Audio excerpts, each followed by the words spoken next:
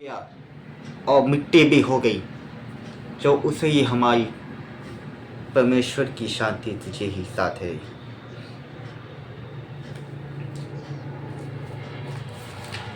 जो हम प्रभु की विनती, हमारा रक्षक ऐसे ही है। अब उसका द्वितीय बाइबल पत्र में बोलेंगे, उसकी का पहला पत्र अध्याय 13 में बोला गया, वह सब कुछ ढाक जाता है, सब कुछ पर विश्वास करता है, सब कुछ की आशा करता और सब कुछ सह लेता है। जैसे हम प्रभु यीशु की विनती, जैसे हम प्रभु की विनती शांति प्रदान है।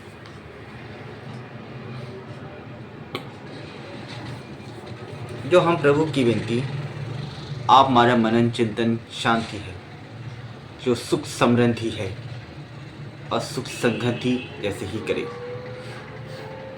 हमारा प्रभु यीशु की वाणी स्तुति आपसे रहेगी। जो मनन चिंतन को आपके ये मनन वही किया जाएगा जो सुख समृद्धि से प्राप्त। एपीसी का नाम अध्याय 3:16 में बोला गया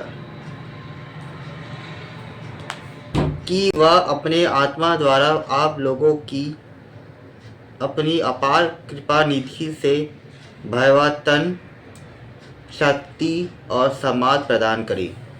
जैसे शक्ति और सदान प्रदान करी, जिस दिन प्रभु की वाणी जैसी आपकी मनन चिंतन किसी है, जैसे आप हमारी मनन चिंतन जैसे ही हुई।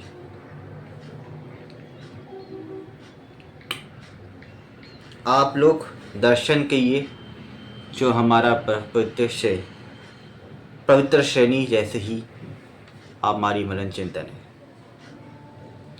जैसे प्रभु की विनती, उस दिन में रक्षक आपकी है।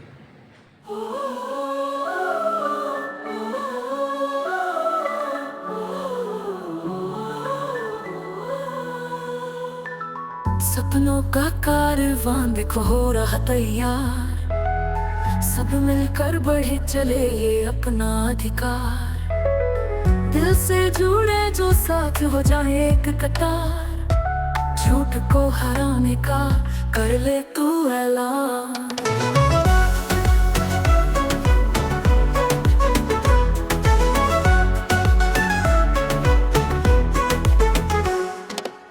धरती ये वतन की पुकारे हर बार, वादों को निभाना है ये हर अपना प्यार। चांद सितारों तक फैले हमारी यार, देश हित की खातिर लड़े न हो निराश। देश से हार नहीं मानेंगे यार, राह में चाहे हो जाए लाखों फटकार। सपनों को पूरा करना है ये सवाल, मिलकर बनाएंगे हम नई मिसाल। जोश में जीना है ये है नया विचार, अटल उम्मीदों के संग हम हो जाए तैयार। मिलकर बदलेंगे हम किस्मत की धार, एक साथ जलवाई है आरंभ शुमार। देश से हार नहीं मानेंगे यार, राह में चाहे हो जाए लाखों फटकार। सपनों को पूरा करना है ये सवाल, मिलकर बनाएंगे हम नई मिसाल।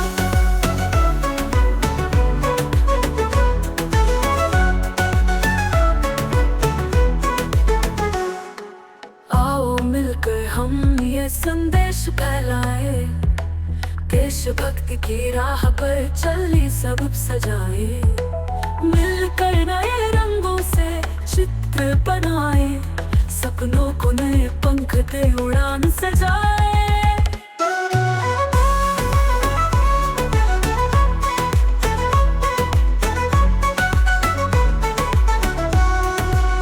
देश से हार नहीं मानेंगे यार, राह में चाहे हो जाए लाखों फटकार। सपनों को पूरा करना है ये सवाल,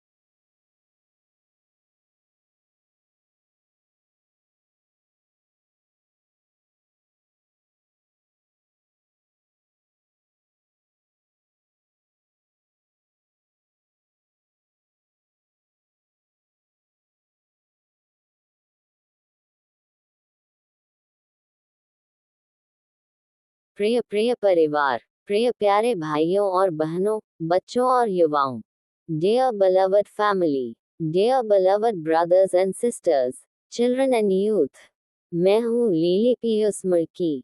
आई एम सिस्टर लावण्य थॉमस। आज जनवरी का 26वां दिन है। Today is the 26th day of जनवरी।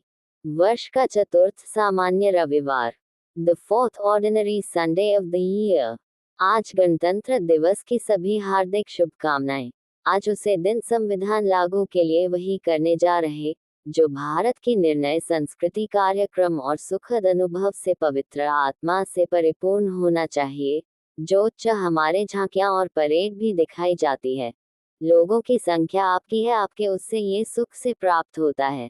आज 75 साल हो चुका है जो हमारा देश संविधान लागू हुआ और प्रेम से परिपूर्ण जो भारत की आज़ादी के 2.5 साल के बाद वही हुए थे। Today heartiest greetings of Republic Day to all. Today on that day we are going to do the same for implementation of Constitution, which should be filled with Holy Spirit, with decision culture program of India and pleasant experience, the high tableaus and parades which are also shown. The number of people is yours. It gives you this happiness. Today it has been 75 years since the constitution of our country was implemented, and the same happened after 2.5 years of India's independence, which was filled with love. प्रथम Bible पद बोली। याकूब का पत्र अध्याय 4 पद संख्या 10 में, प्रभु के सामने दीन बनो तो वह तुम्हें ऊंचा करेगा। First Bible verse quote, The letter of James chapter 4 verse number 10. Humble yourselves before the Lord, and he will exalt you. इस वचन का अर्थ, तारांकन दीन होना, इसका अर्थ है नम्र होना, घमंड न करना और परमेश्वर के सामने खुद को छोटा समझना। Meaning of this verse, humble yourselves. This means being humble, not being proud and belittling yourself before God. तारांकन प्रभु के सामने, ये दर्शाता है कि हमें अपनी नम्रता परमेश्वर के सामने प्रकट करनी चाहिए। Before the Lord, this shows that we should reveal our humility before God. तारांकन ऊंचा करेगा, परमेश्वर उन लोगों को ऊंचा उठाता है जो उसके सामने नम्र होते हैं। यह ऊंचाई केवल भौतिक नहीं हो सकती है, बल्कि आध्यात्मिक भी हो सकती है। Will exalt. God elevates those who are humble before him. This elevation may not only be physical, but also spiritual. इस वचन का महत्व, तारांकन नम्रता का गुण। ये वचन हमें सिखाता है कि नम्रता एक महत्वपूर्ण गुण है। Significance of this verse. The quality of humility. This verse teaches us that humility is an important virtue. तारांकन परमेश्वर पर निर्भरता। ये हमें ये याद दिलाता है कि हमें अपनी शक्ति और क्षमताओं पर नहीं, बल्कि परमेश्वर पर निर्भर रहना चाहिए। Dependence on God. This reminds us that we should depend on God, not on our own strength and abilities. तारांकन आशीर्वाद। ये वचन हमें आश्वासन देता है कि जब हम नम्र होते हैं, तो परमेश्वर हमें आशीर्वाद देते हैं। Blessings. This verse shows us that when we are humble, God blesses us. आखिरी बाइबल पद पर बोले। स्तोत्र पाठ अध्याय 19 पद संख्या 8 में, उनके नियमों से पृथ्वी भर गई है और उनका वचन आकाश के छोर तक पहुंच गया है। लास्ट बाइबल वर्स 2 से, in Psalm chapter 19:8, his laws fill the earth, and his word reaches to the farthest parts of the heavens. आज के संदर्भ में, आज की दुनिया में, जब हम अक्सर प्रकृति से दूर होते हैं, ये पद हमें याद दिलाता है कि परमेश्वर हर जगह मौजूद है और उनकी रचना कितनी अद्भुत है। ये हमें प्रकृति में जाकर परमेश्वर की महिमा का अनुभव करने के लिए प्रेरित करता है। In today's context, in today's world, when we are often away from nature, this verse reminds us that God is everywhere and how amazing his creation is. It inspires us to go out into nature and experience the glory of God. संक्षेप में, स्तोत्र 19:8 हमें ये बताता है कि परमेश्वर के नियम पूरी पृथ्वी और पूरे ब्रह्मांड में लागू होते हैं। In short, Psalm chapter 19:8 tells us that God's laws apply to the entire earth and the entire universe. यहाँ कुछ अन्य प्रश्न हैं जिनके उत्तर आप जानना चाह सकते हैं.